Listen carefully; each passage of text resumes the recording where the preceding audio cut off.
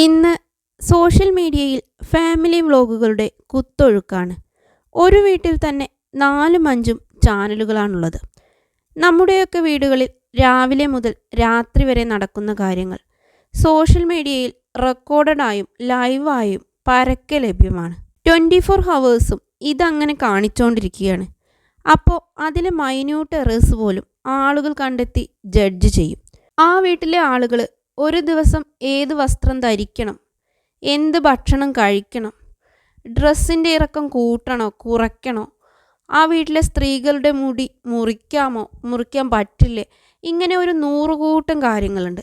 ഇതെല്ലാം തന്നെ ആ ചാനലിൻ്റെ വ്യൂവേഴ്സിനോട് ചോദിച്ചിട്ട് വേണം എന്നൊരവസ്ഥയാണ് ഫാമിലി വ്ളോഗേഴ്സിന് ഇപ്പോൾ ഉള്ളത്. ആളുകൾ ഇതെല്ലാം കമൻസിലൂടെ ചോദിച്ചുകൊണ്ടിരിക്കുകയാണ്.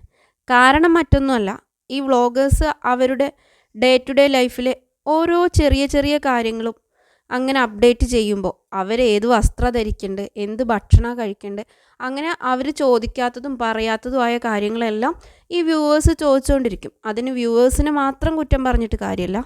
ഇതെല്ലാം കറക്റ്റായിട്ട് അറിയണമെങ്കിൽ ഫാമിലി വ്ളോഗേഴ്സിൻ്റെ കമൻറ്റ് സെക്ഷൻ ഒന്ന് എടുത്തു നോക്കിയാൽ മതി. അതിന് താഴെ കാണാം, ചേച്ചിക്ക് ഈ ഡ്രസ്സ് ഒട്ടും സ്യൂട്ടാവുന്നില്ല, ചേച്ചീൻ്റെ മുടി മുറിക്കണ്ടായിരുന്നു, നല്ല ലോങ് ഹെയർ ആണ് ഭംഗിയുള്ളത്, ഇപ്പോൾ കട്ട് ചെയ്തപ്പോൾ എന്തോ പോലെയുണ്ട്, പിന്നെ ഈ ഡ്രസ്സ് കൊള്ളില്ല. അങ്ങനെ നമ്മുടെ പേഴ്സണലായിട്ടുള്ള ഒരുപാട് കാര്യങ്ങൾ, ഇതൊന്നുമല്ല അതിനപ്പുറമുള്ള പല കാര്യങ്ങളും ഇങ്ങനെ കമൻസായിട്ട് ഇങ്ങനെ കാണുന്ന നമുക്ക് തന്നെ വളരെയധികം ഇറിറ്റേഷൻ തോന്നും.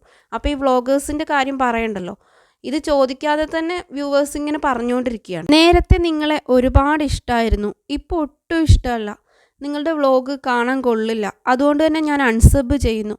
ഇങ്ങനെ പോകുന്നു കമൻറ്റുകളുടെ ഒരു നിര. ഇതിന് വ്യൂവേഴ്സിനെ കുറ്റം പറഞ്ഞിട്ട് കാര്യമില്ല. കാരണം വ്ളോഗേഴ്സ് അവരുടെ ഡേ ടു ഡേ ലൈഫിലെ എല്ലാ കാര്യങ്ങളും തന്നെ പറയാം. മെജോറിറ്റി അവർ പറയുന്നുണ്ട്, നമ്മൾ വ്യൂവേഴ്സിന് കാണാൻ പറ്റുന്ന അല്ലെങ്കിൽ അവർക്ക് അറിയണം എന്ന് തോന്നുന്ന കാര്യങ്ങൾ മാത്രമേ പബ്ലിക് ആക്കുന്നുള്ളൂ എന്നൊക്കെയാണ് പറയുന്നത്. എങ്കിൽ കൂടി നമ്മൾ നോക്കുമ്പോൾ ഇവർ കൂടുതൽ കാര്യങ്ങൾ ഓപ്പണായിട്ട് പറയുന്നുണ്ടോ എന്നൊരു ഡൗട്ട് തോന്നും. ഇങ്ങനെ എല്ലാ കാര്യങ്ങളും പബ്ലിക് ആക്കുമ്പോഴാണ് വ്യൂവേഴ്സ് ഇങ്ങനെ ഓരോ സജഷൻസ് ആയിട്ട് വരുന്നത്. കാരണം ഇപ്പോൾ മിക്ക ഫാമിലി വ്ളോഗേഴ്സും അവരുടെ കുടുംബ പ്രശ്നങ്ങളാണ് ഇങ്ങനെ പബ്ലിക്കായിട്ട് കൊണ്ടുവന്നിടുന്നത്. വീട്ടിൽ പറഞ്ഞു തീർക്കേണ്ട പല കാര്യങ്ങളും ഇപ്പോൾ നമുക്ക് പബ്ലിക് പ്ലാറ്റ്ഫോമിൽ അവൈലബിൾ ആണ്. അപ്പോൾ അതുകൊണ്ട് തന്നെ ആളുകൾ കൂടുതൽ ചോദ്യങ്ങളായിട്ട് വരും. അപ്പോൾ കൂടുതൽ കാര്യങ്ങൾ അവർ പറയാൻ നിർബന്ധിതരായി പോവുകയാണ്. ഇപ്പോൾ ഇത്തരം കാര്യങ്ങൾ ഇവിടെ പറയാൻ കാരണം എന്താണെന്ന് വെച്ചാൽ, ഇപ്പോൾ റീസെൻ്റായിട്ട് നടന്നുകൊണ്ടിരിക്കുന്ന ഒരു ഇഷ്യൂവിനെ ബേസ് ചെയ്തിട്ട് തന്നെയാണ്. യൂട്യൂബ് അങ്ങോട്ട് ഓപ്പൺ ചെയ്താൽ നമുക്ക് കാണാൻ താല്പര്യമില്ലെങ്കിലും ഇത്തരം വീഡിയോസ് സജഷൻ ലിസ്റ്റിൽ അങ്ങനെ നമ്മുടെ ഹോം പേജിൽ വന്നു കിടക്കും. കുറേ നമ്മൾ നോട്ട് ഇൻട്രസ്റ്റഡ് അടിച്ചാലും പിന്നെ ഇത് താല്പര്യമുള്ള കാണാനെന്ന് പറഞ്ഞാലും എന്തൊക്കെ പറഞ്ഞു കഴിഞ്ഞാലും വീണ്ടും നമ്മുടെ ഹോം പേജിലേക്ക് ഇതിങ്ങനെ വന്നുകൊണ്ടിരിക്കുക. കാരണം ഇതിന് അത്രയും വ്യൂസാണ്. അപ്പോൾ യൂട്യൂബ് ഇങ്ങനെ റെക്കമെൻഡ് ചെയ്തുകൊണ്ടിരിക്കും. അവർക്ക് വ്യൂസ് കൂടുന്തോറും വീണ്ടും ഇത്തരം കണ്ടൻസ് അവർ ചെയ്യുകയും ചെയ്യും.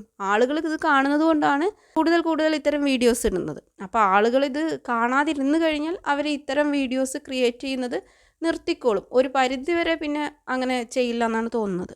പോസിറ്റീവിനേക്കാളും നെഗറ്റിവിറ്റിക്കാണ് കൂടുതൽ മാർക്കറ്റ്. അതുതന്നെയാണ് പെട്ടെന്ന് സ്പ്രെഡ് ആവുന്നതും. അപ്പുറത്തെ വീട്ടിൽ എന്താണ് നടക്കുന്നത് എന്നറിയാനുള്ളൊരു ക്യൂരിയോസിറ്റി എല്ലാവർക്കും ഉണ്ട്. അത് എത്രയൊക്കെ ഇല്ലയെന്ന് പറഞ്ഞു കഴിഞ്ഞാലും ഓട്ടോമാറ്റിക്കലി ഓരോ മനുഷ്യൻ്റെയും ഒരു ജീനിലുള്ളതാണെന്ന് തന്നെ പറയാം. കാരണം അതുകൊണ്ടാണല്ലോ ഇത് ക്ലിക്ക് ചെയ്യുന്നതും ആളുകൾ ഇങ്ങനെ പോയിട്ട് കാണുന്നതും. നമ്മുടെ വീട്ടിൽ കറണ്ട് പോയല്ലോ എന്നോർത്ത് ഒരു നിമിഷത്തേക്ക് വിഷമം വരുമെങ്കിലും അപ്പുറത്തെ വീട്ടിലും കറണ്ട് പോയി എന്നറിയുമ്പോൾ ഒരു സമാധാനം ഉണ്ടാവും. അതുതന്നെയാണ് ചിലർ ചൂഷണം ചെയ്യുന്നത്. കാരണം എല്ലാവരുടെ വീട്ടിലും ഓരോരോ പ്രശ്നങ്ങളുണ്ടാവും. ഒരു ഫാമിലി ആകുമ്പോൾ എന്തെങ്കിലുമൊക്കെ ചെറിയ പ്രശ്നങ്ങളൊന്നും ഇല്ലാതിരിക്കില്ല. നമുക്ക് പലവിധ വിഷമങ്ങളുണ്ടാവും. ചിലർക്ക് ഫിനാൻഷ്യൽ ഇഷ്യൂ ആയിരിക്കും, ചിലർക്ക് വേറെ എന്തെങ്കിലും ഹെൽത്ത് ഇഷ്യൂ ആയിരിക്കും, അങ്ങനെ പല ഇഷ്യൂസ് ഉണ്ടാവും. അപ്പോൾ ഇതൊക്കെ ഒന്ന് റിലാക്സ് ചെയ്യാനും ഒന്ന് സോൾവ് ചെയ്യാനും നമ്മുടെ മൈൻഡിന് ഒരു റിലാക്സേഷൻ കിട്ടാൻ വേണ്ടിയിട്ട് യൂട്യൂബിൽ ഓരോ വീഡിയോ ഒക്കെ ക്ലിക്ക് ചെയ്യുമ്പോഴാവും ഇങ്ങനെ വീട്ടിൽ അങ്ങനെ പ്രശ്നമുണ്ട് ഇങ്ങനെ പ്രശ്നമുണ്ട് എന്നൊക്കെ പറഞ്ഞിട്ട് ഓരോരോ വീഡിയോസ് കാണുക. അപ്പോൾ ആളുകൾ ഇരുന്നത് കാണും. അപ്പോൾ അവർക്ക് ആശ്വാസമായി, എൻ്റെ വീട്ടിലുള്ള പ്രശ്നങ്ങളൊന്നും ഒരു പ്രശ്നമല്ല, എൻ്റെ പ്രശ്നമൊന്നും പ്രശ്നമല്ല, ഇതാണ് ഏറ്റവും വലിയ പ്രശ്നമെന്ന് ഒരു തോന്നലുണ്ടായിരിക്കും. ആ തോന്നൽ തന്നെയാണ് ഈ ഒരു വ്യൂവർഷിപ്പ് എന്ന് പറയുന്നത്. ഫാമിലി വ്ളോഗേഴ്സിനെ എടുത്ത് പറയാൻ കാരണം എന്താണെന്ന് വെച്ചാൽ, അവരാണ് ഈ വീട്ടിലെ കാര്യങ്ങളൊക്കെ ഇങ്ങനെ പബ്ലിക് പ്ലാറ്റ്ഫോമിൽ കൊണ്ടുവന്നിട്ട് ചർച്ച ചെയ്യുന്നത്. ചിലർ ഹസ്ബൻഡും വൈഫും ഒരു ടീമായിട്ട്, വീട്ടിലുള്ള അച്ഛൻ അമ്മ ബാക്കിയുള്ളവരൊക്കെ വേറൊരു സൈഡിൽ അങ്ങനെ പ്രശ്നം നടക്കുന്നു. ചിലർ ഭാര്യയും ഭർത്താവും തമ്മിൽ പ്രശ്നം നടക്കുന്നു. ഇതൊക്കെ കൊണ്ടുവന്നിട്ട് അവർ യൂട്യൂബ് ഒരു കോടതിയാക്കി മാറ്റിയേക്കുകയാണ് ഇപ്പോൾ. പിന്നെ കുറേ പേരിങ്ങനെ ജഡ്ജസായിട്ട് ആ വീഡിയോ എടുത്തിട്ട് ചെയ്യുന്നവരുണ്ട്. നല്ല ഫാമിലി വ്ളോഗേഴ്സും ഉണ്ട്, ഇല്ല എന്നല്ല.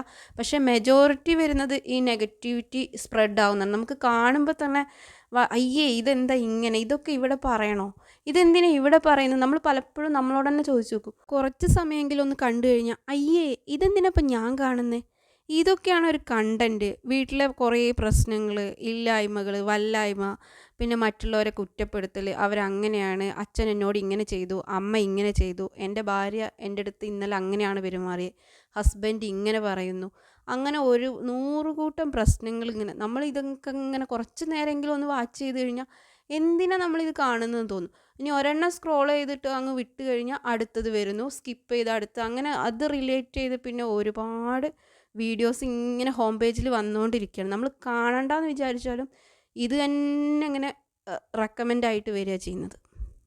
ചില ആളുകളുടെയൊക്കെ ടൈറ്റിലൊക്കെ ഇങ്ങനെയാണ്: ഇനി വയ്യ, സഹിച്ചത് മതിയായി, ഞങ്ങൾ പോകുന്നു, ഞങ്ങൾ പിരിയാൻ ഒരുങ്ങുന്നു. ഇങ്ങനെയൊക്കെയാണ് അവരുടെ തമ്പനയിലും ടൈറ്റിലുകളൊക്കെ. അപ്പോൾ ഇത് കാണുമ്പോൾ ആളുകൾ അറിയാതെയെങ്കിലും ഒന്ന് ക്ലിക്ക് ചെയ്ത് നോക്കും. ഒരു ക്ലിക്ക് ബൈറ്റ് ആയിട്ടുള്ള തമ്പനയിൽ തന്നെയാണ് കൊടുക്കുന്നത്. ഓട്ടോമാറ്റിക്കലി അവർ ഉദ്ദേശിച്ചത് തന്നെ നടക്കും എന്ന് തന്നെ പറയാം. കാരണം ആളുകൾ ഇത് ക്ലിക്ക് ചെയ്യും.